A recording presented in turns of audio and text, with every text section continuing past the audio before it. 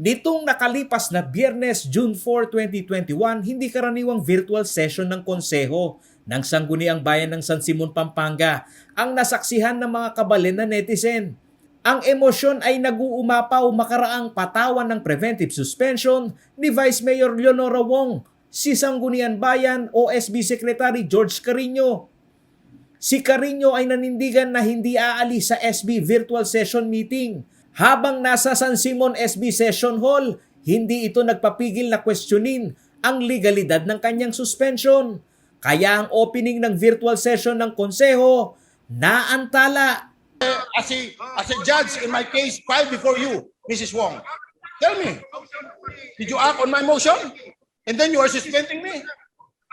Oh, tell me, you are so biased. I tell you. Okay? You're so biased. Oh. Okay, continue. Did you roll Continue on your my- speech. Did you Basta roll- na may ka-liberty ka. Hirit ni Carino bago umano maging epektibo ang suspension order ng presiding officer na kanyang immediate superior ay kailangan munang dinggin ang kanyang motion for reconsideration. On the view that your order of suspension is not yet final. I have still 15 days to file my MR to you. Okay? Oh, Therefore- MR is old school, ah. You have to act on that. Ayon kay Wong, hindi naman umano tinatanggal ang right to reply kay Carino. Ngunit ang isang preventive suspension ay isa ring legal na basihan upang kaagad na mabigyan ng disciplinary action ang opisyal upang hindi makompromiso ang pag-imbestiga sa kinakasangkutan nitong kaso. Hindi naging madali ang paliwanagan ng presiding officer at ng SB Secretary, kaya pati ang merito ng kasong kinasasangkutan ni Carino naungkat. George, may suspendiya ka, no? Wala yung kasalanan. Iniintindihan yung batas. Preventive suspension. Dahil sa tamper na law. Ginawa yung peking resolution.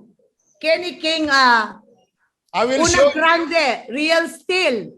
Maging ang di umano'y pagiging balimbing ng opisyal naging lantaran sa publiko sa bangayan ng magkabilang kampo. Magkano? kung mga sip-sip ke ka uling ka maya pataw. Kumaya patawa. O 2010, sinip-sip ka ako. Hanggang 2019. How I realize. George, kilala na nakarenta ang bayan. Lawin mo rin You basto. too, kakilala da ka din tao from head to foot. Mag-showdown kayo po. Kabalen San Simon. Yung secretary ni San Simon. Yung powerful. Kay Session Mingeni. Ikami po, makarandam kami kay mayap ng amano. Sinikap ng news team na usisay ng punot dulo ng bangayan ni Vice Mayor Wong at SB Council Secretary Carino.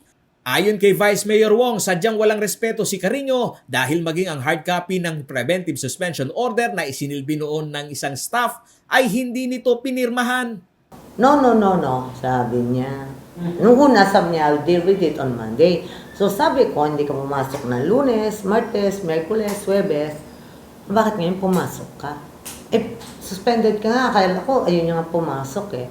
So hindi mo pwedeng gamitin na hindi mo nakita, hindi na serve sa'yo. Hindi na uso ngayon yung hindi ko na-receive. Punto ni Wong, hindi lamang siya ang binastos ng SB Council Secretary, kundi ang kabuang konseho. Kaya ang hamon umano sa kanilang nasa Municipal Council ay sampahan si Carino ng kaukulang kaso upang magtanda. Kaya paborin kayo may magsalita.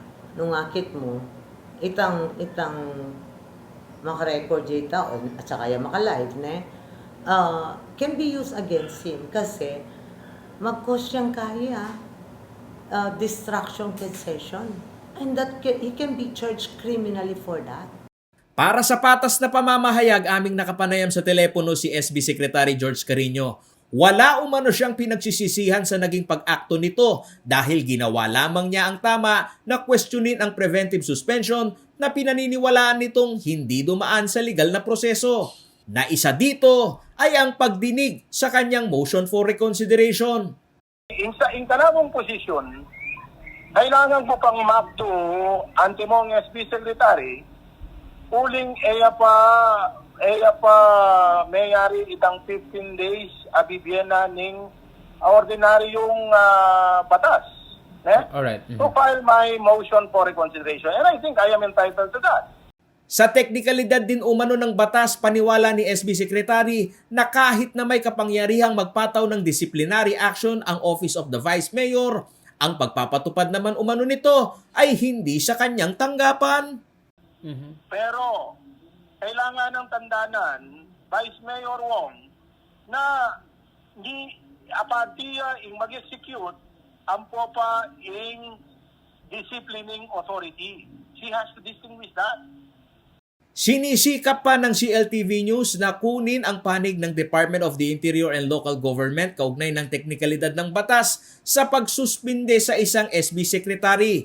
Samantalang sa usapin ng bangayan sa konseho, ang ilang Simonyan na nakapanood nito, higit sa isyong legalidad ng suspension, ang integridad ng konseho na di umano ay nakukompromiso.